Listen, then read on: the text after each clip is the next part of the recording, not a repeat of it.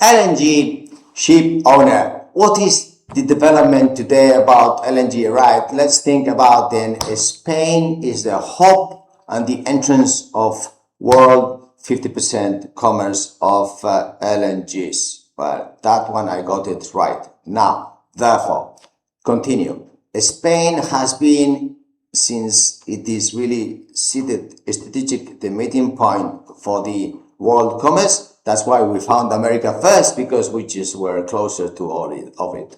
Therefore, we're closer to LNG, intrinsic value. We're closer to LNG, goodwill. We are closer to LNG, HR. And we have the Spanish flag, which is a huge competitive advantage for LNG.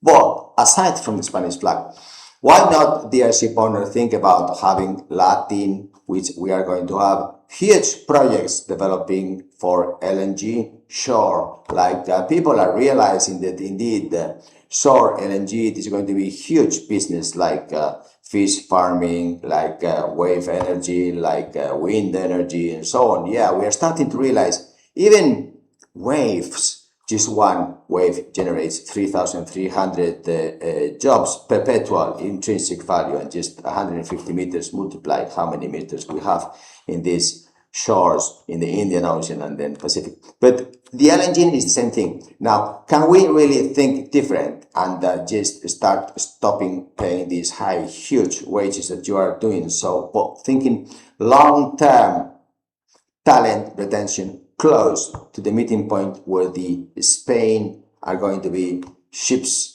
are going to be working in the future in the perpetual business. Are we going to think about having Spanish officers, a Latin crew, or even mixed with other nationalities? But how about stopping just investment so much in the Asia side? Why? Because ships are here and the wages in Asia are going like a skyrocket. So why not divest to have a very good pool of local Spanish, let's say 50 LNGs?